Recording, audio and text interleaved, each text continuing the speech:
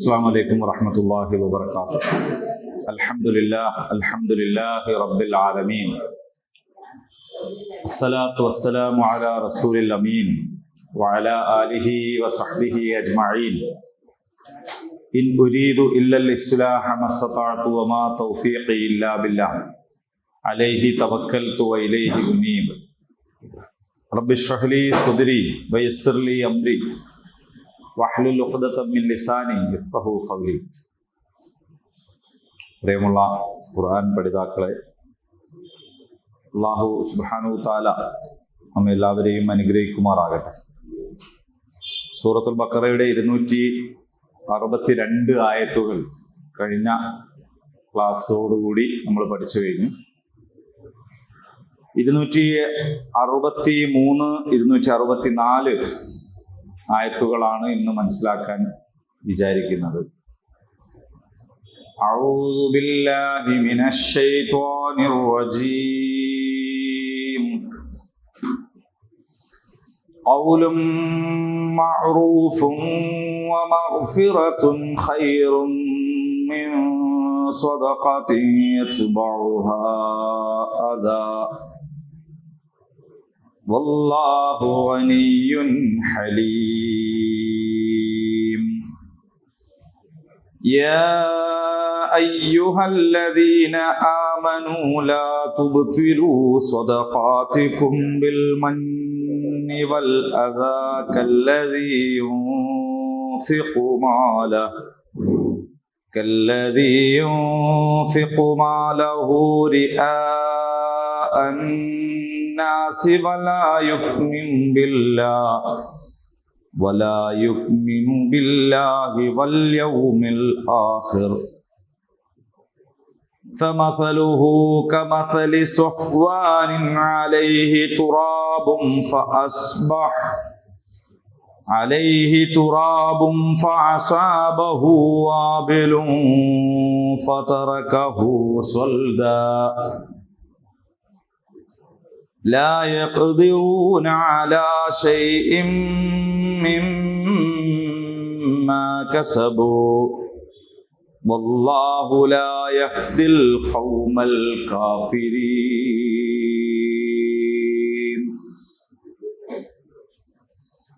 قول معروف ومغفرة خير من صدقة يتبعها أذى والله غني حليم. يا أيها الذين آمنوا لا تبطلوا صدقاتكم بالمن والأذى كالذي ينفق ماله رئاء الناس ولا يؤمن بالله واليوم الآخر فمثله كمثل صفوان عليه تراب فأصابه وابل فتركه صلدا لا يقدرون على شيء مما كسبوا والله لا يهدي القوم الكافرين. قول വാക്ക്. ഖൗൽ എന്ന് ചിലപ്പോൾ അഭിപ്രായം എന്ന നിലക്കും പറയാറുണ്ട്. അങ്ങനെ ഒരു ഖൗലുണ്ട് എന്ന് കേട്ടിട്ടുണ്ടാവും. അങ്ങനെ ഒരു ഖൗലുണ്ട് എന്ന് പറയും. മഅറൂഫ് എന്ന് പറഞ്ഞാൽ ഉത്തമമായത്. മഅറൂഫ് യഥാർത്ഥത്തിൽ അറഫ എന്ന് പറഞ്ഞാൽ അറിഞ്ഞു, മഅറൂഫ് എന്ന് പറഞ്ഞാൽ അറിയപ്പെട്ടത് എന്നാണ്. അപ്പോൾ നന്മകൾ അറിയപ്പെട്ടതാണ് എന്നതാണ് നമ്മുടെ കാഴ്ചപ്പാട്. നന്മകൾ എന്ന് പറഞ്ഞാൽ ആരും അറിയാത്ത ഗോപ്യമായ കാര്യങ്ങളല്ല. സത്യം, നീതി, ധർമ്മം പോലുള്ള എല്ലാ നന്മകളും അറിയപ്പെട്ടതാണ്. അതേ സമയത്ത് കൊള്ളരുതായ്മകളാണ് യഥാർത്ഥത്തിൽ അറിയപ്പെടാത്തത്. അങ്ങനെയാണ് നമ്മുടെ കാഴ്ചപ്പാട്. പൊതുവിൽ മനുഷ്യൻ തന്നെ ശുദ്ധ പ്രകൃതത്തിലാണ് ജനിക്കുന്നത്. അപ്പോൾ അടിസ്ഥാനം നന്മയാണ്. എല്ലാ മനുഷ്യന്മാരും നല്ലവരാണ്. അതാണ്. ചിലരൊഴികെ എന്ന് പറഞ്ഞാൽ തിന്മ പിന്നീട് വന്നു ചേരുന്നതാണ്. എല്ലാവരും വെടക്കാണ്, ആരോ ഒന്ന് നന്നായിപ്പോയി എന്നല്ല. എല്ലാവരും നല്ലവരാണ്, ആരോ ഒന്ന് വെടക്കായിപ്പോയി എന്നാണ്. ഈ വെടക്കായി പോയ ആൾക്കാരോട് നിങ്ങൾ തൂബൂ, നന്മയിലേക്ക് തിരിച്ചു വരൂ എന്നാണ് പറയുന്നത്. അപ്പോൾ നന്മ എന്ന് പറയുന്നത് അറിയപ്പെട്ടതാണ് എന്നതാണ് അതിൻ്റെ തത്വം. മഅറൂഫ് ഉത്തമമായ എന്നർത്ഥം. അപ്പൊ ഖൗലും മഅറൂഫ് എന്ന് പറഞ്ഞാൽ ഉത്തമമായ വാക്ക്. മഗ്ഫിറ, മഗ്ഫിറത്ത് പാപമോചനം, മാപ്പ് നൽകൽ. ഖൈറുൻ, അതാണ് ഖൈർ എന്ന് പറഞ്ഞാൽ നല്ലത്. മിൻ സ്വദഖത്തിൻ, സ്വദഖയേക്കാൾ നല്ലത് ഉത്തമമായ വാക്കാണ്. എങ്ങനെയുള്ള സ്വദഖ? യത്ബഉഹ, അതിനെ തുടരുന്നു. അതാ ദ്രോഹം. ദ്രോഹം പിന്തുടരുന്ന സ്വദഖയേക്കാൾ നല്ലത് നല്ല വർത്താനാണ്. വല്ലാഹു ഗനിയ്യുൻ ഹലീം. ഗനിയ് എന്ന് പറഞ്ഞാൽ നമ്മൾ മലയാളത്തിൽ സാധാരണ ഐശ്വര്യവാൻ എന്നൊക്കെ പറയും. ഗനിയ്, ഗനിയിനാണ് സക്കാത്ത് നിർബന്ധം എന്ന് പറയും. ഗിന, സ്വന്തം തന്നെ ആവതില്ലാത്ത, ആവശ്യത്തിന് തികയാത്ത ആളുകൾ ഗനിയാവുകയില്ല.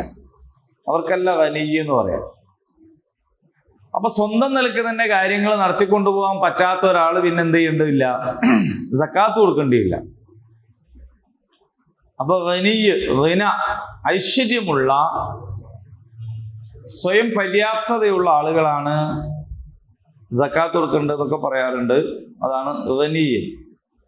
അള്ളാഹുവിലേക്ക് ചേർത്ത് പറയുമ്പോൾ അതിന്റെ മാക്സിമം അർത്ഥം കിട്ടും. മനുഷ്യന് ഗനിയ എന്ന് പറയുന്ന കാര്യമല്ല, അള്ളാഹു ഗനിയാണെന്ന് പറയുന്നു. അപാകതകളില്ലാതെ, കുറവില്ലാതെ, പോരായ്മകളില്ലാതെ, ഏറ്റക്കുറച്ചിലുകളില്ലാതെ അതിൻ്റെ ഒരു ടോപ്പ് മോസ്റ്റ് ലെവലിലാണ് അള്ളാഹു ഗനിയാകുന്നത്. ഗനിയ് മാത്രമല്ല ഹലീമാണ് എന്ന് പറഞ്ഞാൽ ക്ഷമാലുവാണ് അള്ളാഹു. നമുക്കത് വിശദീകരിക്കാം ഇൻഷാ അല്ലാഹ്. വാക്കർത്ത ആദ്യം പറയാം. യാ അയ്യുഹല്ലദീന ആമനൂ, എല്ലാവർക്കും അറിയാം. അല്ലയോ വിശ്വസിച്ചവരെ, ലാ തുബ്തിലൂ, നിങ്ങൾ ബാത്തിലാക്കരുത്, നിഷ്ഫലമാക്കി കളയരുത്. സ്വദഖാതികും, നിങ്ങളുടെ സ്വദഖകളെ. ബിൽ മന്നി വൽ അദാ, ബിൽ മന്ന് ഔദാര്യം എടുത്തു പറയുന്നതിനാണ് മന്ന് എന്ന് പറയാം. വൽ അദാ, ദ്രോഹിച്ചുകൊണ്ടും. ഔദാര്യം എടുത്തു പറഞ്ഞുകൊണ്ടും ദ്രോഹിച്ചുകൊണ്ടും നിങ്ങൾ നിങ്ങളുടെ സദഖകളെ ബാത്തിലാക്കരുത്. കല്ലദീ, ഒരുവനെ പോലെയാണത്. യുൻഫിഖു, അവൻ ചെലവഴിക്കുന്നു. മാലഹു, അവന്റെ ധനം. ധനം എന്താന്നൊക്കെ നമ്മൾ കഴിഞ്ഞ ക്ലാസ്സിൽ പറഞ്ഞതാണ്. റിആ അന്നാസ്, റആ കണ്ടു, റിആ അന്നാസ് ജനങ്ങളെ കാണിക്കാൻ വേണ്ടി. വലാ യുഅ്മിനു ബില്ലാഹ്, അവൻ അല്ലാഹുവിൽ വിശ്വസിക്കുന്നില്ല. വൽ യൗമിൽ ആഖിർ, അന്ത്യദിനത്തിലും വിശ്വസിക്കുന്നില്ല. ഫമഫലുഹു, അപ്പോൾ അവന്റെ ഉപമ, ഉദാഹരണം, ക പോലെയാണ്. മഫൽ ഉദാഹരണമായത് സഫ്വാൻ, ഉറച്ച പാറ. ഉറച്ച പാറ പോലെയാണ് അവന്റെ ഉപമ. അലൈഹി തുറാബുൻ, അലൈഹി അലാമേൽ, അലൈഹി അതിന്റെ മേൽ, തുറാബ് അല്പം മണ്ണ്, ഫഅസ്വാബഹു അതിന്മേൽ പെയ്തു, വാബിൽ പേമാരി പെയ്തു, ഫതറകഹു അതിനെ അവശേഷിപ്പിച്ചു, സ്വൽദ പാറയായിട്ട്. ലാ യഖ്ദിറൂന അവർക്ക് സാധിക്കുകയില്ല. ഖദർ എന്ന് പറഞ്ഞാൽ കഴിവ്, സാധ്യത അല്ലേ? അല്ലാഹു അലാ കുല്ലി ഷൈഇൻ ഖദീർ, അല്ലാഹു എല്ലാറ്റിനും കഴിവുള്ളവനാണ്. ലാ യഖ്ദിറൂന അവർക്ക് സാധിക്കുകയില്ല, അലാ ഷൈഇൻ ഒന്നിനും, മിമ്മാ കസബൂ അവർ നേടിയത്, വല്ലാഹു ലാ യഹ്ദി അവൻ വഴി കാണിക്കുകയില്ല, അൽ ഖൗം ഒരു ഖൗമിനെ, ഒരു ജനതയെ, അൽ കാഫിരീൻ നിഷേധികളായിട്ടുള്ള ജനതയെ അല്ലാഹു വഴി കാണിക്കുകയില്ല. വിശ്വസിച്ചവരെ കൊടുത്തത് എടുത്തു പറഞ്ഞും സ്വൈര്യം കെടുത്തിയും നിങ്ങൾ നിങ്ങളുടെ ദാനധർമ്മങ്ങളെ പാഴാക്കി കളയരുത്.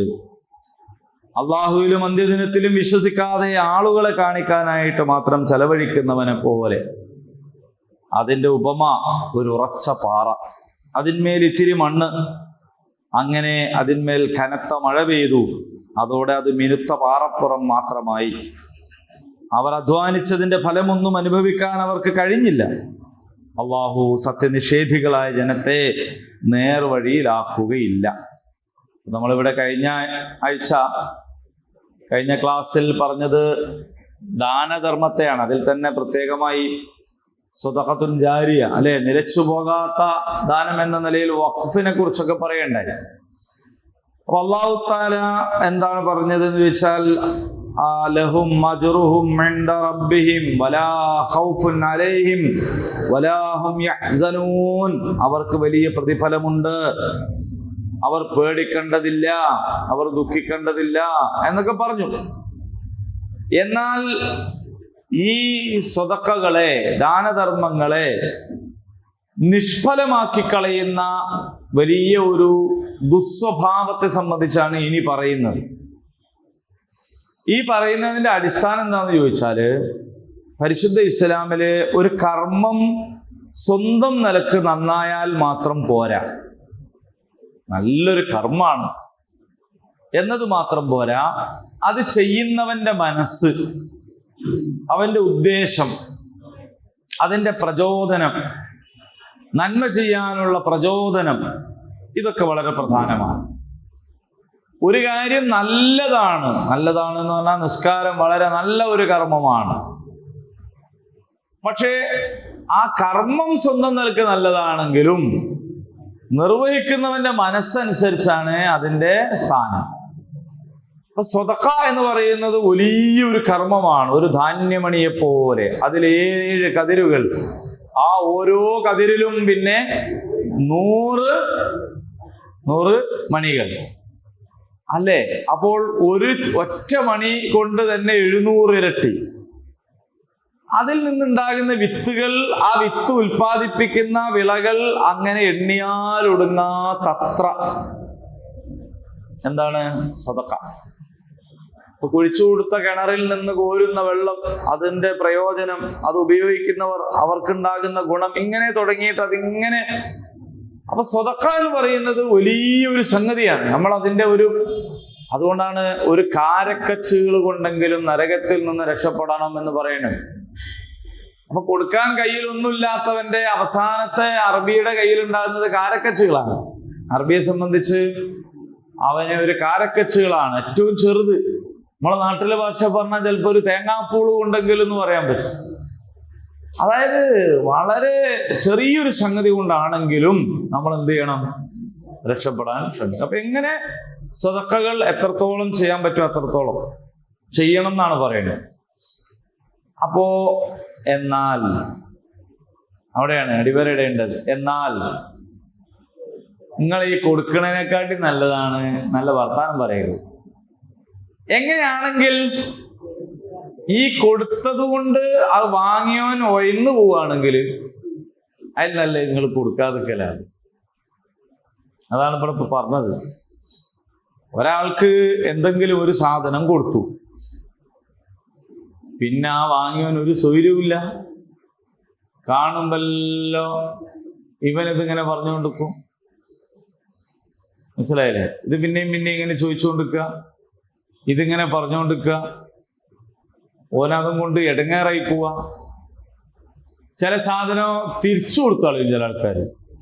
നിങ്ങൾ ദയവായിട്ട് ഇത് നിങ്ങൾ തിരിച്ചെടുത്തോളൂ, എന്നാലെങ്കിലും ഇതൊന്ന് നിർത്താനാണ്. പക്ഷേ അപ്പൊ പിന്നെ ഓൻ അത് പറയും, ഓൻ്റെ ഒരു അഹമ്മതി കണ്ടില്ലേ, ഓനൊരു സാധനം കൊടുക്കരുത്, ഞാൻ കൊടുത്തിട്ട് ഓൻ തിരിച്ചുകൊണ്ട് തന്നതാണെന്ന് പറയും.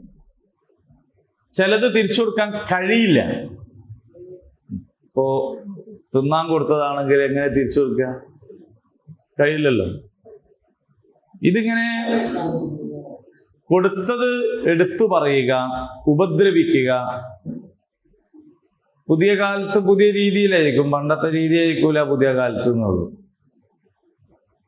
അപ്പോ ഇതിന്റെ ഒരു സംഘടനാ രൂപമുണ്ട്. അതിന്റെ വ്യക്തിപരമായ രീതി എങ്ങനെയാന്ന് വെച്ചാൽ ഓരോരുത്തർക്ക് ഒറ്റക്കൊറ്റക്ക് കൊടുക്കുക എന്നിട്ട് ഓനെ പറയാന്നുള്ളതാണ്. ഇതിന്റെ ഒരു സംഘടിത രീതി എങ്ങനെയാന്ന് വെച്ചാല് നമ്മളോനെ സഹായിച്ചിട്ട് നമ്മളെ സംഘടനയെ ചേർന്നില്ല എന്നാണ്, നമ്മളെ പരിപാടിക്ക് വന്നില്ല എന്നാണ്, അങ്ങനെ പറയും. ഇതെല്ലാം കൊടുത്തിട്ട് എന്താ കാര്യം, ഓന് അതിൽ വന്നില്ല. ഓനോട് തന്നെ പറയുകയും ചെയ്യും, അപേക്ഷ തരാൻ വലിയ ഉഷാറാണല്ലോ, ക്ലാസ്സിന് വിളിച്ചിട്ട് വന്നില്ലല്ലോ. ക്ലാസ്സും ശരിക്കും ഒരു സേവനല്ലേ, അതും ഒരു കൊടുക്കലല്ലേ. അതിന് പകരം ഇങ്ങോട്ട് തിരിച്ചു കിട്ടേണ്ടതായിട്ട് പലതും ഉള്ളൊരു, അതിനേക്കാൾ നല്ലത് എന്താണ്, അത് കൊടുക്കണ്ട വെച്ചാൽ മതി.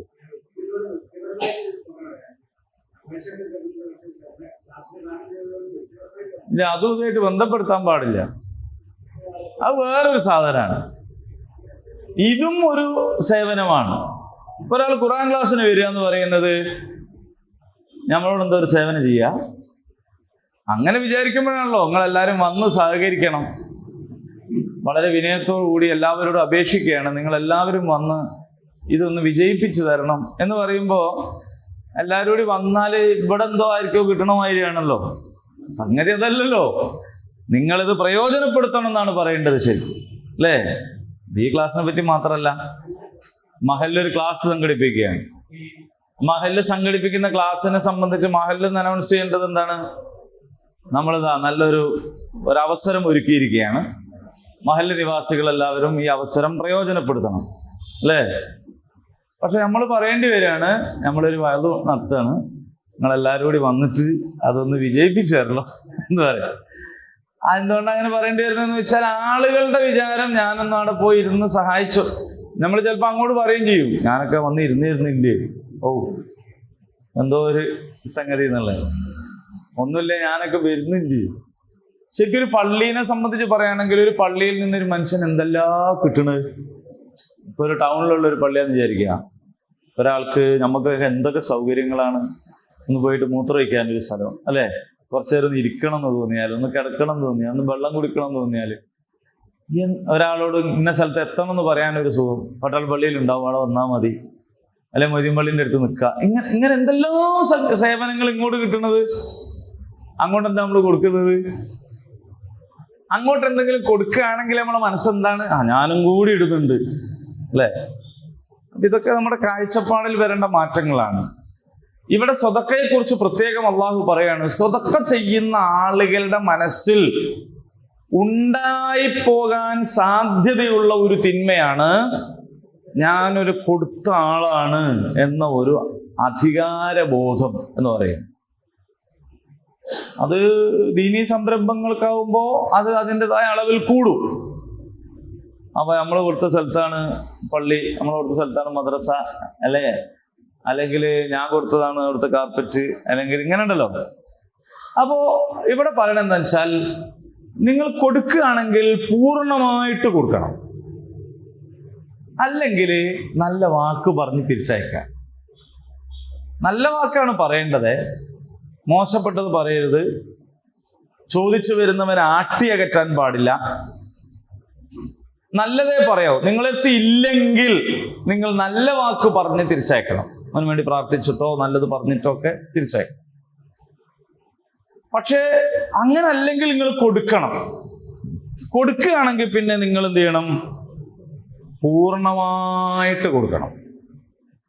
ഇപ്പൊ നമ്മൾ അധികവും കണ്ടുവരുന്നത് എന്താണെന്ന് വെച്ചാൽ, കൊടുക്കുന്നത് ഭൗതികമായിട്ട് മാത്രമാണ്. അതിന്റെ ഉടമസ്ഥാവകാശം അപ്പോഴും ഒന്നെ കൈവശം വെക്കണ പോലെയാണ്. കൊടുക്കുന്നുണ്ട്, പക്ഷെ കൊടുത്തു കഴിഞ്ഞാലും അയാളത് വിടുന്നില്ല. പിന്നെ അതിനിങ്ങനെ പിന്തുടരുകയാണ്. ഓനെ എങ്ങോട്ടാ പോണ, എന്താ ചെയ്തത്, അവരെന്താക്കിയത്, ഇവരെന്താക്കിയത് ചോദിച്ചു. അപ്പൊ അത് വാങ്ങിയ ആളെ സംബന്ധിച്ചിടത്തോളം അയാൾ അനുഭവിക്കുന്നതായ ഒരു പ്രയാസം, ഒരാൾ മരുന്നിന് പൈസ ഇല്ല, ചികിത്സിക്കാൻ പൈസ ഇല്ല, പ്രയാസപ്പെട്ടിട്ടാണ് നമ്മളടുത്ത് വന്നത്. നമ്മൾ അയാൾക്ക് കൊടുത്തു, അയാൾ അത് കുടിച്ചു, അയാൾ സൂക്കേട് മാറി. പിന്നെ അയാൾക്ക് നമുക്ക് തിരിച്ചറിയാൻ കഴിയൂല. അപ്പൊ നമ്മൾ കാണുമ്പോ ഒക്കെ എങ്ങനെ വേറെയുള്ള ആളെ മുമ്പിൽ വെച്ചിട്ടും പറയാം, ഇയാളെ എങ്ങനെ കിടന്നായെന്നറിയോ, നമ്മളെല്ലാവരും കൂടി സഹായിച്ചിട്ട് അയാൾ എന്താക്കും? നിങ്ങൾ ആലോചിച്ച് നോക്ക്. അയാളൊരു നിസ്സഹായാവസ്ഥ എത്രത്തോളായിരിക്കും? എന്താ ചെയ്യാള് അല്ലേ? ആകെ പ്രശ്നമായിട്ട് ഇങ്ങനെ എവിടെയും ഇല്ലാണ്ട് ഇങ്ങനെ തെണ്ടി എടുക്കണ പോലെ കയ്യേനു. അപ്പൊ നമ്മളൊരു പുര ഉണ്ടാക്കി കൊടുത്തപ്പോ ആണ് എന്തായത്, ഇയാള് അയാളൊപ്പം തന്നെ ചിലപ്പോ പറയും, അയാൾ എന്താ ചെയ്യാ, പുരങ്ങൾ എടുത്തോളിയും പറയാൻ പറ്റും. ഇത് ഒരാളുടെ മനസ്സിലുണ്ടാക്കുന്ന വല്ലാത്ത ഒരു അവസ്ഥ ഉണ്ട്. ആ അവസ്ഥയിലേക്ക് ഒരാളെ നിങ്ങൾ എത്തിക്കുന്നതിലും നല്ലത് കൊടുക്കാണ്ടിരിക്കലാണ്. എന്നിട്ട് നല്ല വാക്ക് പറഞ്ഞാൽ മതി. എന്നാണ് അള്ളാഹു പറയാണ്, ഖൗലുൻ മഅറൂഫുൻ വമഗ്ഫിറത്തുൻ ഖൈറും മിൻ സദഖത്തിൻ യത്ബഉഹാ അദാ. ശല്യപ്പെടുത്തുന്ന സദഖയേക്കാൾ നിങ്ങൾക്ക് നല്ലത് നല്ല വാക്ക് പറഞ്ഞ് പിരിയലാണ്. അപ്പോ നമ്മളെന്താന്ന് വെച്ചാല്, നമ്മളടുത്തൊന്നും പൂർണ്ണമായിട്ട് കൊടുക്കുക എന്ന് പറഞ്ഞാൽ നിങ്ങൾക്ക് എങ്ങനെ മനസ്സിലായെന്ന് നിങ്ങൾക്കറിയില്ല. നമ്മൾ കൊടുക്കുന്ന സാധനം മാത്രം കൊടുത്താൽ പോരാന്ന്. അത് അയാൾക്ക് അങ്ങോട്ട് വിട്ട്, പിന്നെ അതിൽ നമുക്ക് എന്തില്ല, നമുക്കതിൽ അത് അവൻ്റെതാണ്, പിന്നെ അതിൽ നമുക്ക് അവകാശമില്ല. അത് മുമ്പിൻ്റെതായിരുന്നു പറയരുത്, ഇങ്ങനൊന്നും ചെയ്യരുത്. അയാൾക്ക് അങ്ങോട്ട് വിട്ട് കൊടുത്തേക്കുക. ഇവിടെ നോക്കൂ നിങ്ങൾ, എന്താ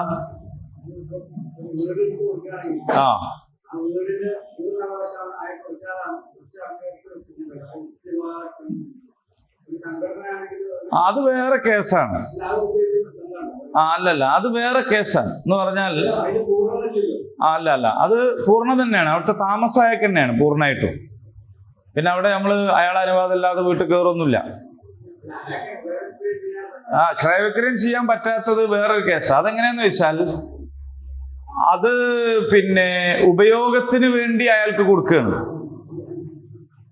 അങ്ങനെ ചെയ്യാം, അത് അയാളുടെ തന്നെ ഗുണത്തിനാണ്.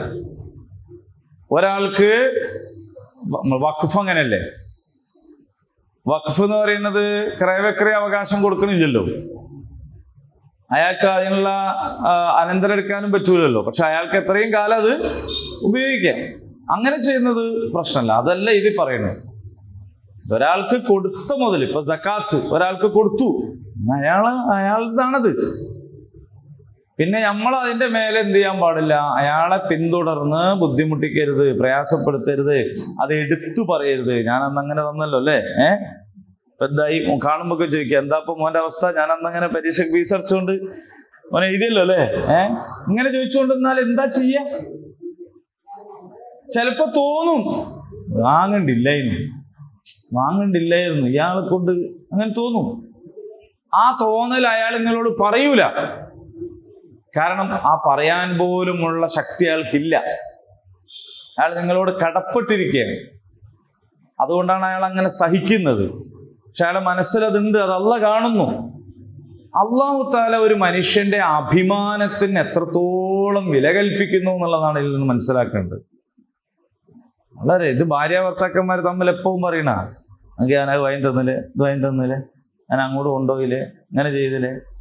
ഓള് തിരിച്ചും പറയും, ഞാൻ എന്തൊക്കെ അങ്ങനെ ചെയ്തെന്ന്, ഞാനെല്ലാനും വേറെ ഏതൊരുത്തിയാണെങ്കിലും നിങ്ങളെ പോലെ എന്താ കഴിഞ്ഞു അപ്പൊ എന്താ കാര്യം? അപ്പൊ ഇത് പിന്നെ ചെയ്തു കൊടുക്കണോ? ചെയ്തു കൊടുക്കണ്ട. അതിനെക്കാട്ടി നല്ലത് എന്തേനു? ചെയ്യാണ്ടിരിക്കേ ഓളെ കൊണ്ടുപോയാൽ മതിയായിരുന്നു. ഇത് ഒരിക്കലും എടോന്ന് കൊണ്ടുപോയി അത് ഓൾക്ക് പോകാൻ അവകാശമുള്ള സ്ഥലത്തൊക്കെ തന്നെയാണ്. പക്ഷെ എന്നാലും അത് വലിയൊരു സംഭവമായിട്ട് ഇടങ്ങേറാക്കുക. അപ്പൊ ചിലപ്പോ ഇവര് പറയുകയും ചെയ്യും, എന്ത് വേണ്ടില്ലേ എന്തിനേനും ഇപ്പൊ എന്നെ കൊണ്ടുപോയത് എന്ന് ചോദിക്കുന്ന ഒരു സ്ഥിതി ഉണ്ടാവരുത്. അപ്പൊ ഇതിനേക്കാൾ നല്ലത് നല്ല വാക്ക് പറഞ്ഞ് പിരിയലാണ്. കൊടുക്കണ്ടങ്ങൾ എന്നാണ്. അള്ളാഹുവിനെ കുറിച്ച് ഇവിടെ എന്താ പറഞ്ഞത്? ഗനിയുൻ ഹലീം. അള്ളാഹു ക്ഷമാലുവാണ്. എന്താ ഇപ്പൊ ഇവിടെ അങ്ങനെ പറയണത്? അള്ളാഹു താല നമുക്ക് നമ്മളിപ്പോ മറ്റുള്ള ആൾക്കാരെ ആക്ഷേപിക്കുന്നതോ നമ്മൾക്ക് മറ്റുള്ളവരിലുള്ള സങ്കടമോ എന്താണ്?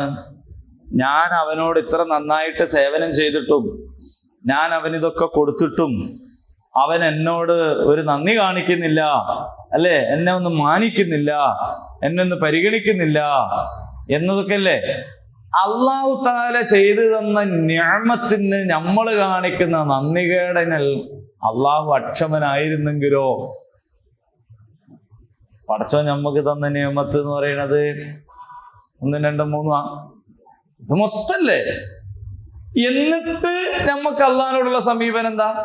അതിനൊന്നും ഇപ്പാവൂലേ, അത്രത്തോളം ഒന്നും ഇപ്പൊ കഴിയൂലേ എന്ന രീതിയോട് അള്ളാഹു എങ്ങാനും അക്ഷമ കാണിച്ചിരുന്നെങ്കിൽ നമ്മൾ എന്തിനു പറ്റും? പക്ഷെ അള്ളാഹൊക്കെ ക്ഷമിച്ചു.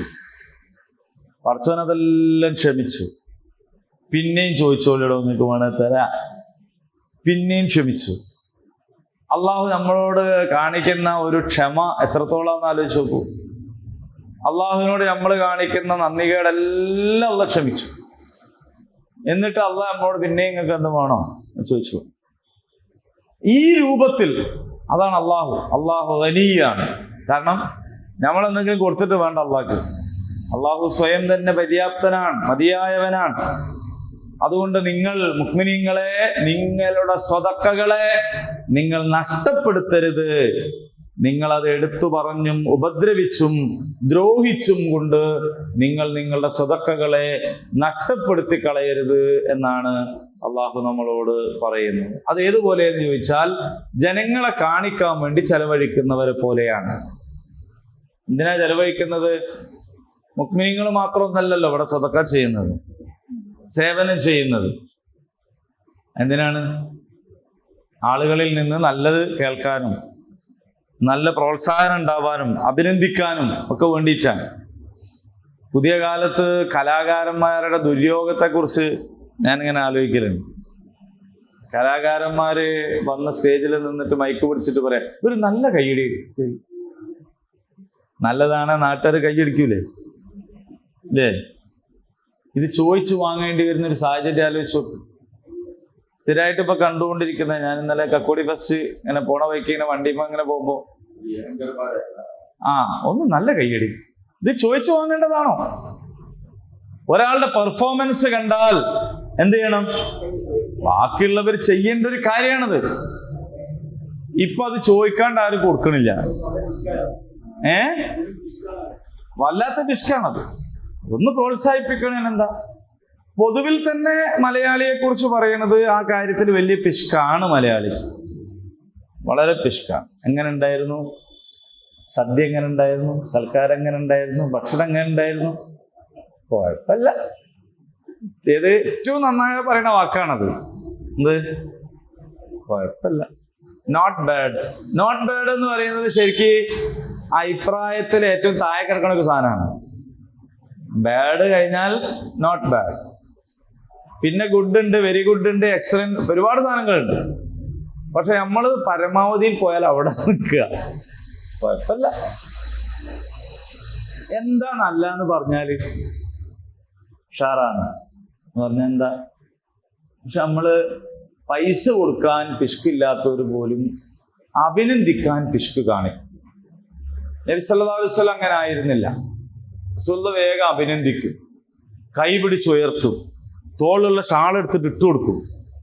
ആൾക്ക് പേരിട്ട് വിളിക്കും, അങ്ങേയറ്റം പ്രോത്സാഹനം കൊടുക്കും, നല്ല ഉഷാറായിട്ട് അഭിനന്ദിച്ച്.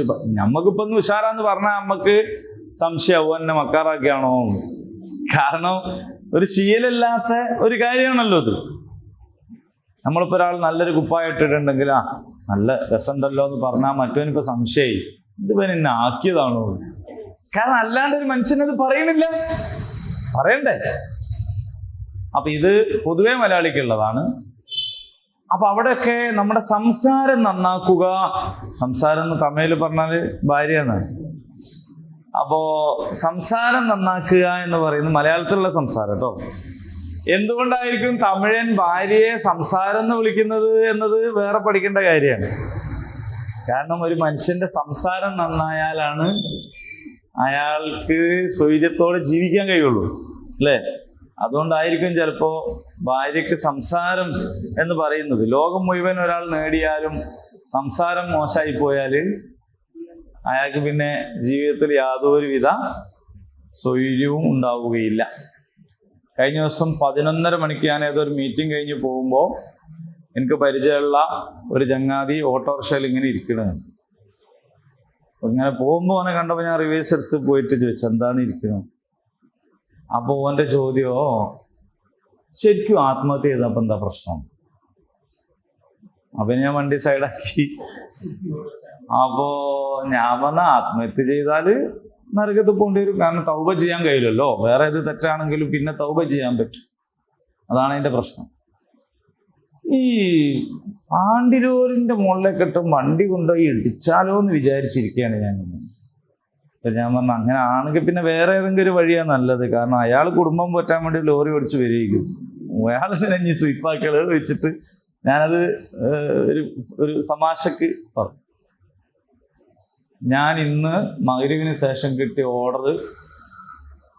ആ ഓർഡറായിട്ട് ഞാൻ വരുമ്പോൾ ഞാനിത് ഏതെങ്കിലും കുത്തിക്കോട്ടെ എന്ന് വിചാരിച്ചിട്ടാണ് ഓടിച്ചത്. വളവെന്നൊക്കെ ഞാൻ സ്ലോ ആക്കാണ്ട് തിരിച്ച് അങ്ങനെ കൊണ്ട് മറിഞ്ഞ് ഇതാവട്ടെ വിചാരിച്ച് വന്നാണ്. പക്ഷെ അള്ള കാത്തു എന്നാണ്. ഞാൻ വെച്ചാൽ ആരേന്ന് അല്ല എന്നെന്തിനാ അള്ള കാക്കണത്? എന്നെ അള്ള കാക്കേണ്ട കാര്യമില്ലല്ലോ. ഈ ജാതി മനസ്സുമായിട്ട് വണ്ടി ഓടിക്കണ എന്നെ അള്ള കാക്കോ? എന്നെ കാത്തതല്ല, ബേക്ക് കയറുവാൻ അള്ള കാത്തതാണ്. ഒരു ഫാമിലിയാണ് ബേക്കിലിരിക്കണത് എന്നാണ്. ആ ഫാമിലിനെ അള്ള കാത്തത് കൊണ്ടാണ് അത് മറിയാഞ്ഞത്. അല്ലെങ്കിൽ എന്നെ കാക്കണ പ്രശ്നമല്ല. എന്നെ അള്ള കാക്കണ പ്രശ്നമല്ല. രാത്രി നാട്ടപ്പാർക്ക് ഓട്ടം കുത്തി കഴിഞ്ഞിട്ട് ആത്മഹത്യയിൽ ഗവേഷണം നടക്കണ എൻ്റെ കൂടെ അള്ള ഉണ്ടാവും. അങ്ങനെ ചുരുക്കി പറഞ്ഞാൽ ഒരു അരമണിക്കൂർ ആ ടൈപ്പ് വർത്താനം പറഞ്ഞു. അപ്പൊ എന്താ പ്രശ്നം? സംസാരം ശരിയില്ല. പുരയിലേക്ക് പോയാൽ സൗകര്യം കിട്ടുന്നില്ല. ഉറങ്ങിയാല് എനിക്ക് അവിടെ പോയിട്ട് ഓളെ വിളിക്കാണ്ട് അവിടെ കിടന്നാൽ മതിയല്ലോ വിചാരിച്ചിട്ടാണ് ഞാൻ മാക്സിമം നേരം വൈകി പോയി വെക്കുന്നത്. എന്നാലും പാച്ചി ചിലപ്പോൾ ഉറങ്ങിയുണ്ടാവില്ല എന്നാണ്. അതാണ് പ്രശ്നം. അപ്പൊ നിങ്ങൾ ആലോചിച്ച് നോക്കൂ. എനിക്ക് പിന്നെ ഇപ്പോ ഓട്ടോറിക്ഷ കയറാൻ തന്നെ വീടിയ ഇത് കഴിഞ്ഞതിന് ശേഷം. കാരണം ഇവൻ എന്ത് മനസ്സും വെച്ചാ ഓടിക്കണത് നമുക്കറിയോ. പേടിച്ചിട്ടൊന്നും കാര്യമില്ല, നിങ്ങൾ കയറാണ്ടൊന്നും നിൽക്കണ്ട. സംഗതി അങ്ങനെ. അപ്പൊ വീട്ടിൽ പോകാൻ കഴിയുന്നില്ല എന്ന് പറയുന്നത് ഞാൻ ആനുഷംഗികമായി ഈ വിഷയമായിട്ട് ബന്ധമല്ലെങ്കിലും പറഞ്ഞു പോയത്. സംസാരം നേരാവണം, വളരെ പ്രധാനമാണ്. യോഗത്തിന് പോയിട്ടോ അല്ല എന്നെ പോലെ എടോ നാട്ടിൽ പോയി പ്രസംഗിച്ച് നേരം പോകുന്നതോ ആണെങ്കിൽ വേറെ വിഷയം. അല്ലാണ്ട് ഒരാൾ നാട്ടിൽ നിന്നും പുരയിലെത്താൻ വൈകുന്നുണ്ടെങ്കിൽ അത് പുരക്കാർ നല്ലോണം ശ്രദ്ധിക്കണം. എൻ്റെ അടുത്തേക്ക് വരാൻ നേരം വീണ് എന്തുകൊണ്ടാണ് ഇത് ആലോചിക്കണം. ഓക്കെ. ഖുർആനിൽ ഈ സംസാരത്തെ മലയാളത്തിലെ സംസാരം കേട്ടോ ഒരുപാട് സ്ഥലങ്ങളിൽ പറഞ്ഞിട്ടുണ്ട്. ഒരു സ്ഥലത്ത് ഇവിടെ ഇപ്പൊ പറയുന്നത് ഖൗലും മഅറൂഫ് എന്നാണ്, ഉത്തമമായ സംസാരം. നമ്മൾ സാധാരണ പറയുന്നതാണ്, ഒരാള് മോശമായിട്ട് സംസാരിച്ചാൽ നമ്മൾ അയാളോട് പറയാണ്, ഈ അങ്ങനെ എന്തിനാ അങ്ങനെ മോശമായിട്ട് അതോ ഓനോട് ഇതൊന്നല്ല പറയണ്ടേ, എനിക്ക് ഓനെ അറിയായിട്ടാണ് എന്ന് പറയില്ലേ. ചിലപ്പോ നമ്മള് ഓളോട് ഇതിനെക്കാട്ടി നന്നായിട്ട് പറയാൻ കഴിയില്ല എന്നൊക്കെ പറയില്ലേ. അങ്ങനെ ഇല്ല ശരിക്കും. കാരണം അള്ളാഹു സംസാരം നന്നാക്കാൻ പറഞ്ഞ ഒരു സന്ദർഭം മൂസാ നബിനോടാണ്. ഫിറൗന്റെ അടുത്തേക്ക് പോകുമ്പോൾ ആരാ ഫിറൗന്? പരിശുദ്ധ ഖുർആനിൽ ആ ഫിറൗനെ കുറിച്ച് നമുക്ക് പരിചയപ്പെടുത്തി തന്നിട്ടില്ലേ? ഇത്ര ക്രൂരനായ മർദ്ദകനായ ഒരു ധിക്കാരിയായ മനുഷ്യൻ. ഇന്നഹു തഗാ, അള്ളാഹ് പറഞ്ഞത് ഓൻ പരിധി വിട്ടവനാണ്. കാലാകാലം ഓതുന്ന ഖുർആനിൽ ഓതിയ പുണ്യം കിട്ടുന്ന അറഫിലാണ് അള്ളാഹ് പറഞ്ഞത് ഫിർഔൻ ഇന്നഹു തഗാ, ഓൻ പരിധി വിട്ടവനാണ്. ഓന്റെ കഥ എന്താ? അങ്ങനെയുള്ള ഫിർഔന്റെ അടുത്തേക്ക് പോകാൻ അള്ളാഹു മൂസാ നബിയോട് പറയാൻ, അള്ളാഹ് പറയണമെന്ന് മനസ്സിലാക്കണം. വേറെ ആരെങ്കിലും ആണെങ്കിൽ ചിലപ്പോ നന്നായാലോ എന്ന് വിചാരിച്ച് പറഞ്ഞാൽ നോക്കാം. നന്നാവില്ല എന്നുള്ളത് അറിഞ്ഞൂടെ? 100% നന്നാവൂല, ഹിദായത്തിലാവൂല എന്ന് അള്ളാഹ്ക്ക് ഉറപ്പുള്ള ഒരാളത്തേക്ക് പോകാൻ പറയുമ്പോ ഫഖൂലാ ലഹു ഖൗലൻ ലയ്യിന, ആ വാക്കിന് എത്ര മനോഹരാണ്. ലയ്യിന അറബി ഭാഷയുടെ ഒരു പ്രത്യേകതയാണ്. ലയ്യിനായിട്ട് പറയണം, പരിക്കത്തരൊന്നും വേണ്ട. അവിടെ പോയിട്ട് ലയ്യിനായിട്ട് ഫിർഔനിനോട് പറയുമ്പോൾ നീ പറയേണ്ടത് ലയ്യിനായിട്ടാണ്. നോക്കൂ. അപ്പൊ പിന്നെ ഓനോട് പിന്നെ അതിനേക്കാൾ നല്ലോണം പറയാൻ കഴിയില്ല എന്നുള്ളതിന് സ്ഥാനമുണ്ടോ? ഓളെ സ്വഭാവം അനുസരിച്ച് ഇങ്ങനെ പറഞ്ഞാൽ പോരാന്ന് പറയുന്നതിന് സ്ഥാനമുണ്ടോ? ഓളാരോ ആയിക്കോട്ടെ, ഓനാരോ ആയിക്കോട്ടെ, നമ്മുടെ വാക്ക് ഖൗലുൻ മഅറൂഫ് ആയിരിക്കണം, നല്ല വാക്കായിരിക്കണം. ഈനൊക്കെ സ്വർഗം എന്ന് പറയുന്നത് അത് ഇതെല്ലാം കൂടി എങ്ങനെയാ ഇപ്പൊ ഒരാൾ ചെയ്യാന്ന് വെച്ചിരുന്നു. ഒരാൾ നിങ്ങൾ ഈ പറഞ്ഞ എല്ലാം കൂടി കേട്ട് നോക്കുമ്പോ കുറച്ച് ഇടങ്ങേറുണ്ടല്ലോ. ഇതിനാണല്ലോ സ്വർഗം. സ്വർഗം എന്ന് പറഞ്ഞാൽ അതിനല്ലേ. നമ്മളിതെല്ലാം സൂക്ഷിച്ച് നമ്മളോട് മോശമാകുന്ന ആളോട് പോലും നമ്മൾ നന്നായി സംസാരിക്കുമ്പോൾ ആണ് നമ്മൾ വിജയിക്കുന്നത്.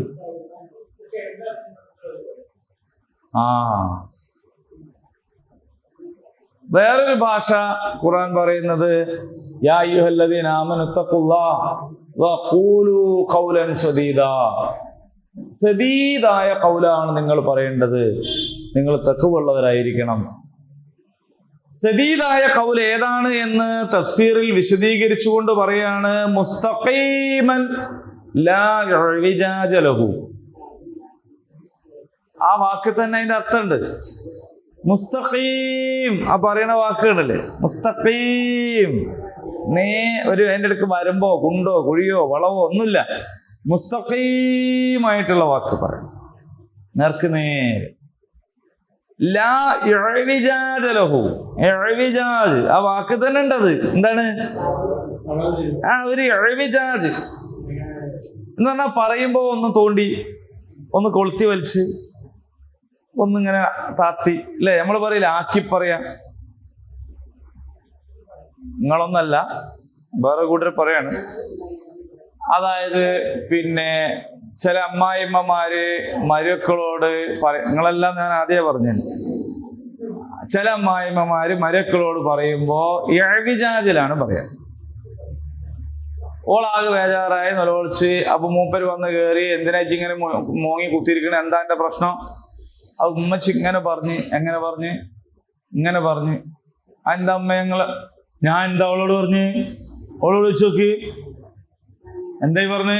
അത് ഇന്നതാ. അതിനിപ്പോ എന്താ കുഴപ്പോ? ഒരു കുഴപ്പമില്ല. പറഞ്ഞ വാക്ക് പറഞ്ഞു നോക്കുമ്പോ ഒരു കുഴപ്പമില്ല. പക്ഷെ ആ പറഞ്ഞ വാക്കും അറിയാ, കേട്ട ആക്കും അറിയാത് അത്ര മുന്തിയ വർത്താനല്ല, അല്ലേ? ഇതാണ് ഇഅ്വിജാജ്. അതായത് എഴുതി നോക്കിയാല് പ്രത്യേകിച്ച് കുഴപ്പമൊന്നുമില്ല, പക്ഷേ എഴുതുന്നതല്ല. അന്നേരത്തെ നമ്മുടെ ശരീരഭാഷ, നമ്മുടെ ആ സന്ദർഭം, അതിൻ്റെ ഒരു ഇപ്പോ ആന്നും പറയാ എന്നും പറയാ, രണ്ടും എഴുതുമ്പോ ആന്നേ എഴുതാൻ പറ്റുള്ളൂ. പക്ഷെ എന്ന് പറയുന്നതും എന്ന് പറയുന്നതും ഒക്കെ ഒന്ന് തന്നെ. അപ്പോ സന്ദർഭം കൊണ്ട് നമ്മൾ ഒരാൾ എന്ത് ചെയ്യാണ്? പിന്നെ നിർഭാഗ്യവശാൽ ചില പ്രഭാഷണത്തിൽ തന്നെ അങ്ങനെ സംഭവിക്കും. മുമ്പിലിരിക്കുന്ന ആൾക്കാരെ അങ്ങനെ ഒടിച്ചു കളയാം. അപ്പൊ ഇഅ്വിജാജില്ലാതെ മുസ്തഖീമായിട്ട് നേർക്ക് നേരെ പറയാം. ഇത് സദീദായ ഖൗൽ. അപ്പൊ ഖൗലുൻ മഅറൂഫ് എന്ന് പറഞ്ഞു, ഖൗലുൻ സദീദ് എന്ന് പറഞ്ഞു, അല്ലേ? ലിസാനുൽ ഫതാ നിസ്ഫുൻ വനിസ്ഫു ഫുആദുഹു. ഒരു മനുഷ്യന്റെ പകുതി അവന്റെ നാവാണ്, ബാക്കി പകുതിയാണ് അവന്റെ ഹൃദയം. രണ്ടുണ്ടെങ്കിൽ മനുഷ്യനായി. ഒരാൾ നല്ല ആളാണെന്ന് പറയുന്നത് എപ്പോഴാണ്? അയാൾ നമ്മളോട് നന്നായി സംസാരിക്കുമ്പോഴാണ്. ഒരാൾ നല്ല ഭർത്താവാകുന്നത് എപ്പോഴാണ്? ഭാര്യയോട് നന്നായി സംസാരിക്കുമ്പോഴാണ്. ഒരാൾ നല്ല മകനാവുന്നത് എപ്പോഴാണ്? ഉമ്മയോട് നന്നായിട്ട് സംസാരിക്കുമ്പോഴാണ്. നല്ല അയൽവാസിയാകുന്നത് എപ്പോഴാണ്? നമുക്കെന്നും ബിരിയാണി വെച്ചുകൊണ്ട് വന്നിട്ടല്ല, എന്താണ്, നന്നായിട്ട് സംസാരിക്കുമ്പോഴാണ്. എല്ലാം അങ്ങനെയാണ്. ഒരാള് നമുക്ക് ഒന്നും തരുന്നില്ല, നല്ല വാക്കാണ് പറയണതെങ്കിൽ നമുക്ക് എപ്പോൾ അയാളടുത്ത് പോയി ഇരിക്കാൻ തോന്നും, അല്ലേ? അത് സംസാരമാണ് ഒരു മനുഷ്യൻ എന്ന് പറയും. പകുതിയും സംസാരമാണ്, ബാക്കി അവൻ്റെ ചിന്തകളും അവൻ്റെ തീരുമാനവും നിലപാടും ആലോചനയൊക്കെ വരുന്നുള്ളൂ. അതുകൊണ്ടാണ് അള്ളാഹു എപ്പോഴും ഇത് പറയുന്നത്, നിങ്ങൾ നല്ല വാക്കേ പറയാവൂ. സ്വതക്കയുമായി ഇതിനെ ചേർത്ത് വെച്ചിരിക്കുന്നു എന്നുള്ളതാണ് ഇവിടുത്തെ പ്രശ്നം. നിങ്ങൾ ഒരാൾക്കോ ഒരു സംരംഭത്തിനോ എന്തെങ്കിലും കൊടുത്തു കഴിഞ്ഞാൽ പിന്നെ അതിനെ നിങ്ങൾ എന്ത് ചെയ്യരുത്? ഉപദ്രവിക്കരുത്, ആളിടങ്ങേറാക്കി കളയരുത്, അതുമായിട്ട് അവനെ ബുദ്ധിമുട്ടാക്കരുത്. അതിനേക്കാൾ നല്ലത് നിങ്ങൾ എന്ത് ചെയ്താൽ മതി? നല്ല വാക്ക് പറഞ്ഞ് പിരിഞ്ഞാൽ മതി. അപ്പൊ അത് വ്യക്തികളോടും ബാധകമാണ്, സ്ഥാപനങ്ങളോടും ബാധകമാണ്. പള്ളിക്ക് വേണ്ടി എന്തെങ്കിലും കൊടുത്തു, മദ്രസക്ക് വേണ്ടി എന്തെങ്കിലും ചെയ്തു, എത്തിയങ്കാനൊക്കെ എന്തെങ്കിലും കൊടുത്തു, അതിനൊക്കെ അത് ബാധകമാണ്. അപ്പൊ ബാക്കിയുള്ളവര് ഇദ്ദേഹത്തെ പിന്നെ എന്ത് ചെയ്യേണ്ടി വരിക? അങ്ങനെ കൊണ്ടെടുക്കേണ്ടി വരരുത്. അത് കൊടുത്ത അപ്പൊ അതുകൊണ്ടാണ് വിട്ടുകൊടുക്കുക എന്ന് പറയും. വിട്ടുകൊടുക്കുക, കൊടുക്കുക മാത്രല്ല വിട്ടുകൊടുക്കുക. നബി സല്ലല്ലാഹു അലൈഹി വസല്ലമയെ കാണാൻ വേണ്ടിയിട്ട് ഒരു യാത്രാ സംഘം വന്നു. തജീബ് ഗോത്രത്തിൽ നിന്ന് വന്നതാണ്. റസൂലുള്ളാഹി വന്ന ആൾക്കാർക്കൊക്കെ എന്തൊക്കെ സമ്മാനമൊക്കെ കൊടുത്തു. അത് സുന്നത്താട്ടോ, വന്ന ആൾക്ക് എന്തെങ്കിലും കൊടുക്കരുത്. പണ്ട് ഉണ്ടായിരുന്നു അല്ലേ, ചീരാമുളകെങ്കിലും പറിച്ച് കൊടുക്കാനും പുരയിൽ വരുന്നവർക്ക്. അപ്പോ ഈ വന്ന ആൾക്കാർക്ക് എന്തെങ്കിലും കൊടുക്കാന്ന്, അപ്പൊ അതങ്ങനെ ഒരുപാട് സമ്മാന പൊതിയും ഭയങ്കര സംഭവം ഉള്ളത് കൊടുക്കലാണ്. അതൊരു കുറ്റിപ്പെൻസിലാണെങ്കിൽ ഒരാൾ തന്നാൽ അതിനെ മാനിക്കണം എന്നാണ്. ഏതാപ്പോ എന്നൊന്നും പറയാൻ പാടില്ല. എല്ലാവർക്കും സമ്മാനം കൊടുത്ത റസൂലുള്ളാഹി ചോദിച്ചു, നിങ്ങളെ കൂടുതൽ ഇനി ആരെങ്കിലും ഉണ്ടോ? അപ്പൊ അവര് പറഞ്ഞ ഒരു പയ്യനുണ്ട്, വാഹനങ്ങൾക്കൊക്കെ കാവൽ വെക്കുന്നു. വാഹനം എന്ന് പറഞ്ഞാൽ അവരെ ഒട്ടകവും കുതിരയൊക്കെ ആയിരിക്കും. ഒരു പയ്യനുണ്ട് എന്ന്. അവനോട് വരാൻ പറയാം. അവർക്ക് ഓനൊരു പയ്യനാണ്. റസൂലുള്ളാഹി വിളിച്ചു, വരാൻ. വന്നിട്ട് ചോദിച്ചു, മോനെ നിനക്ക് എന്താണ് ഞാൻ തരേണ്ടത്? നിന്നെ എങ്ങനെയാ ഞാൻ സന്തോഷിപ്പിക്കേണ്ടത്? റസൂലുള്ളാഹി എനിക്കും വേണ്ടി പ്രാർത്ഥിച്ചാൽ മതിയായിരുന്നു. ഓന് മറ്റവരുടെ കൈമേലുള്ള പൊതിയൊന്നുമല്ല. ഉടനെ റസൂലുള്ളാഹി പ്രാർത്ഥിച്ചു, അല്ലാഹുവേ നീ ഇവനെ ഒന്നായി മരിപ്പിക്കണേ.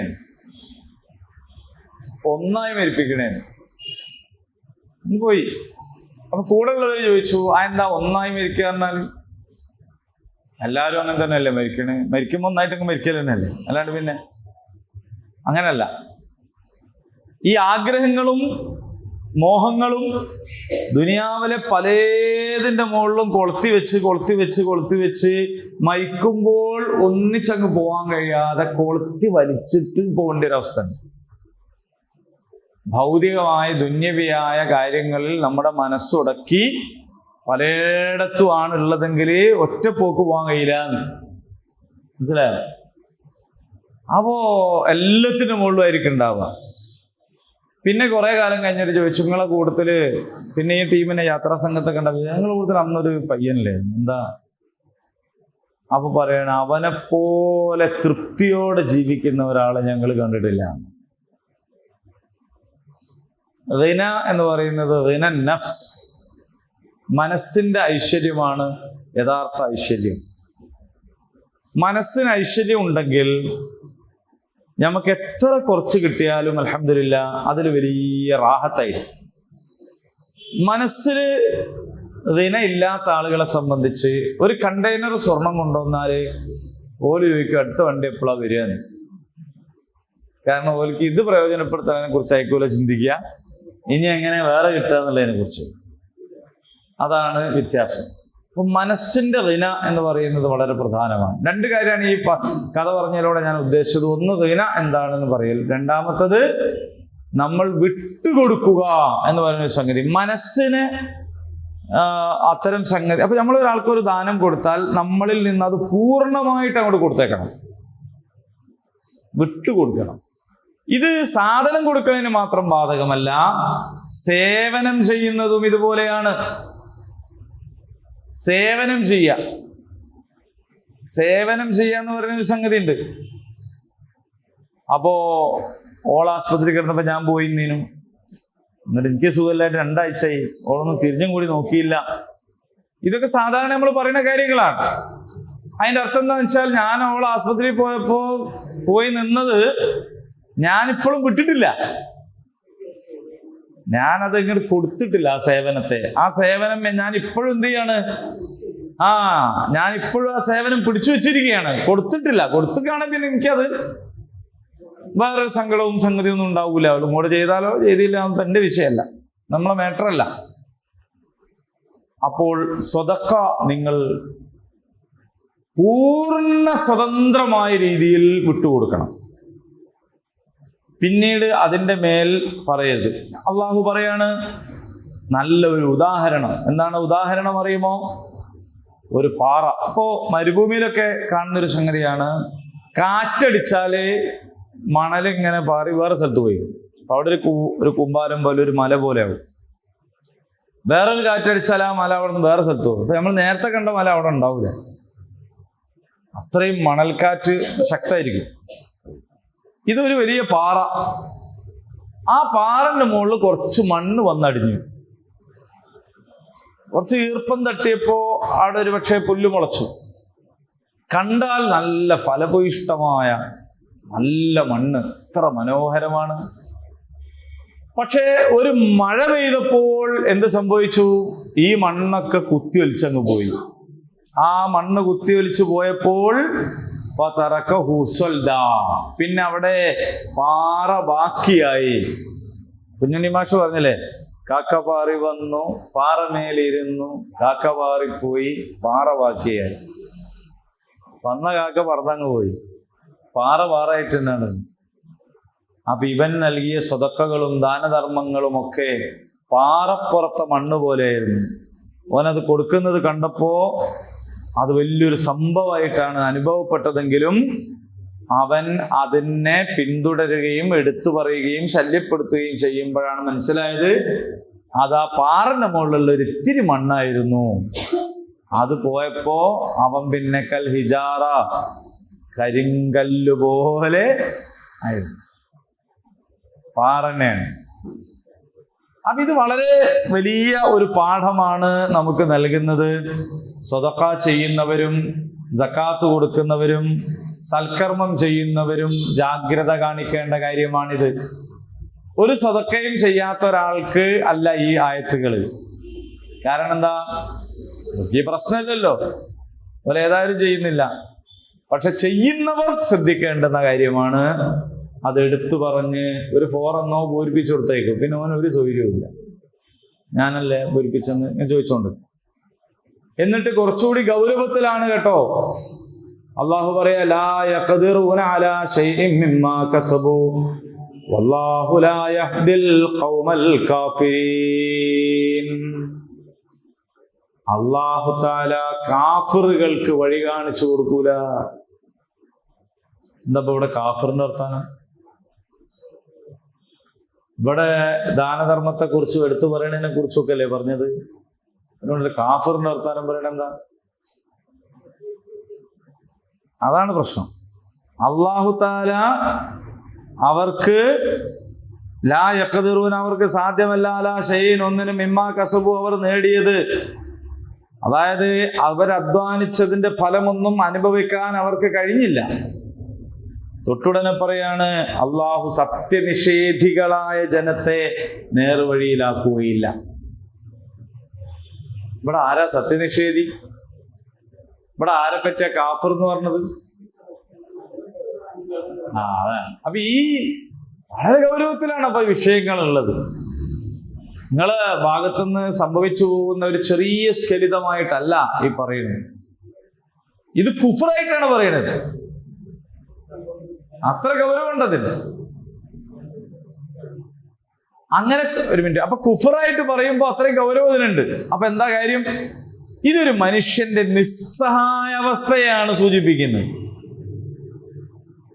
ഒരാൾക്ക് നിങ്ങളൊരു സഹായം ചെയ്തു കൊടുക്കുന്നു, ഒരു സദഖ നൽകുന്നു, ഒരാൾക്കൊരു സേവനം ചെയ്തു കൊടുക്കുന്നു, അത് വാങ്ങാൻ നിർബന്ധിതനായ ഒരു മനുഷ്യന്റെ നിസ്സഹായമായൊരവസ്ഥയുണ്ട്. നിങ്ങളത് എടുത്തു പറഞ്ഞാൽ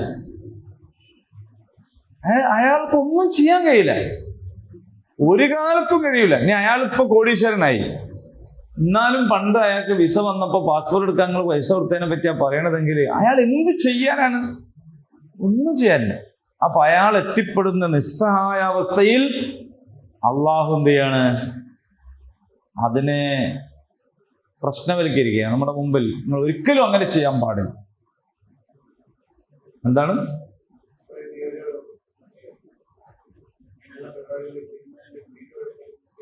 അത് നല്ലൊരു ചോദ്യമാണ്. അതായത് നമ്മളെ സക്കാത്ത് കമ്മിറ്റികള്, മഹല്ല് ഒക്കെ കൊടുക്കുന്നതിന്റെ ഒക്കെ വീഡിയോ എടുക്കുക, അങ്ങനെയൊക്കെ ചെയ്യുന്നതിനെ കുറിച്ച് അതിൽ നമ്മൾ മനസ്സിലാക്കേണ്ടതെന്ന് വെച്ചാൽ ഖുർആൻ തന്നെ 2 തരം ദാനത്തെ കുറിച്ച് പറയുന്നു. സിറം വഅലാനിയ, രഹസ്യമായിട്ട് ഉള്ളതും ഇഅ്ലാൻ എന്ന് പറഞ്ഞാൽ അഡ്വർടൈസ്മെന്റ് എന്നാണ്. അപ്പോ പരസ്യമായിട്ട് കൊടുക്കുന്ന ദാനവും രഹസ്യമായിട്ട് കൊടുക്കും. അപ്പോൾ ഒരു കൈ കൊടുക്കുന്നത് മറ്റേ കൈ അറിയരുത് എന്ന് പറയുന്നതാണ് വ്യക്തിപരമായ സ്വതക്കകൾക്ക് ഏറ്റവും നല്ല ഓപ്ഷൻ. അത് തന്നെയാണ് ചെയ്യേണ്ടത്. ഒരു കൈ കൊടുക്കുന്നത് വേറെ കൈ അറിയാതെ കൊടുക്കുക എന്ന് പറയുന്നത് തന്നെ. അതേസമയത്ത് പൊതു സംരംഭങ്ങൾ അതിൽ നിന്ന് വ്യത്യസ്തമാണ്. കാരണം ഖുർആൻ തന്നെയാണത് അലാനിയ എന്ന് പറഞ്ഞിട്ടുള്ളൂ. അതിന് 1-2 കാര്യങ്ങൾ അതിലുണ്ട്. ഒന്നെന്താന്ന് വെച്ചാൽ അതിൻ്റെ ഒരു സുതാര്യത. പൊതു ഫണ്ടാണ്. ആ പൊതു ഫണ്ട് ഒരു ഭാരവാഹി ഇങ്ങനെ സ്വകാര്യമായിട്ട് വിതരണം ചെയ്യേണ്ടതല്ല.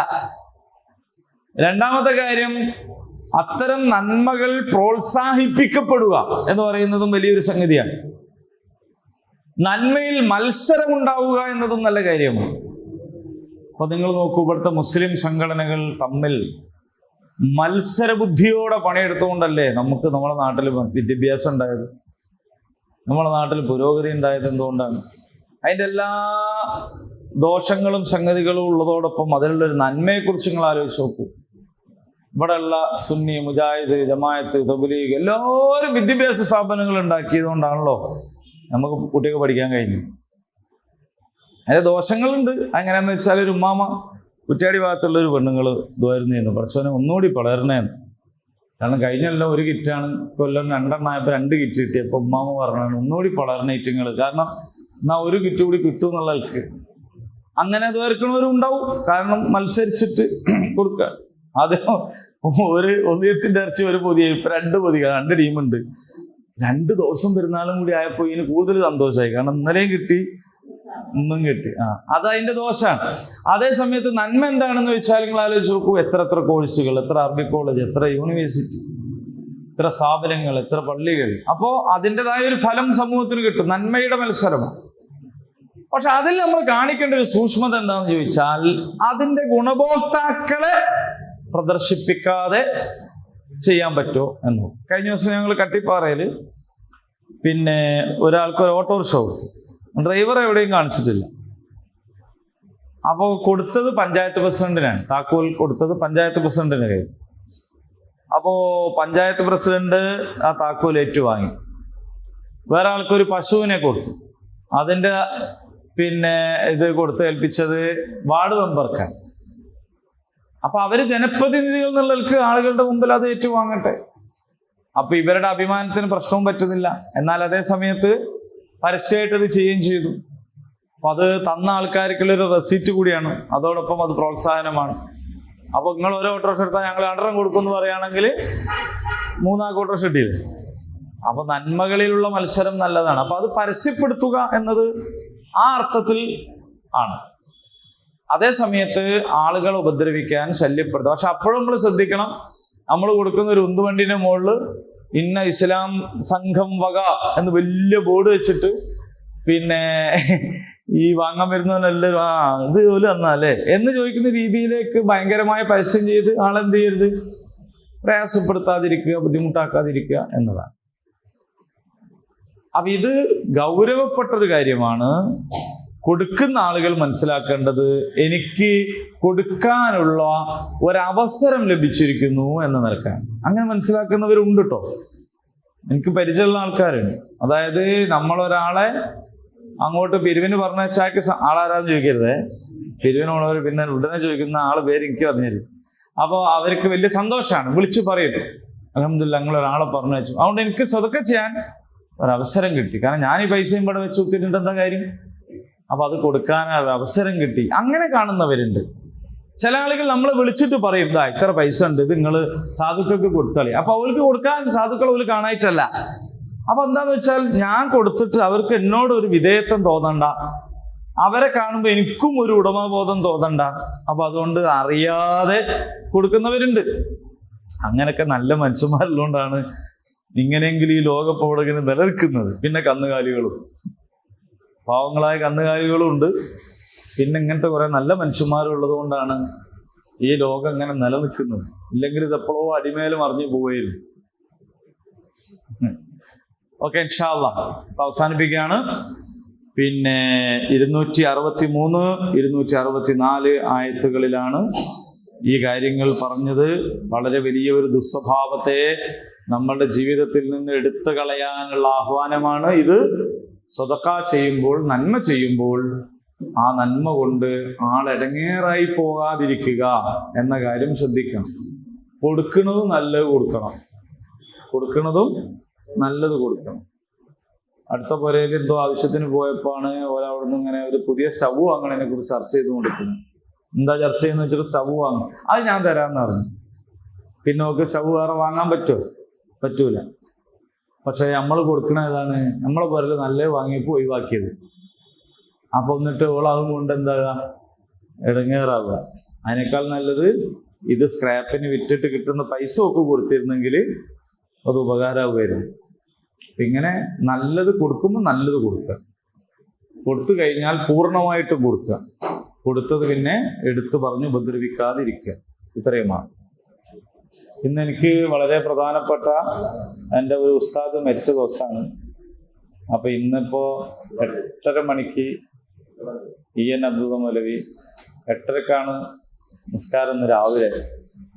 ഞാൻ ആദ്യം ആലോചിച്ച് പോയാലും പിന്നെ ക്ലാസ് മുടങ്ങണ്ട വിചാരിച്ചു ഇന്നലെ രാത്രി പോയി നിസ്കരിച്ചു വന്നതാണ്.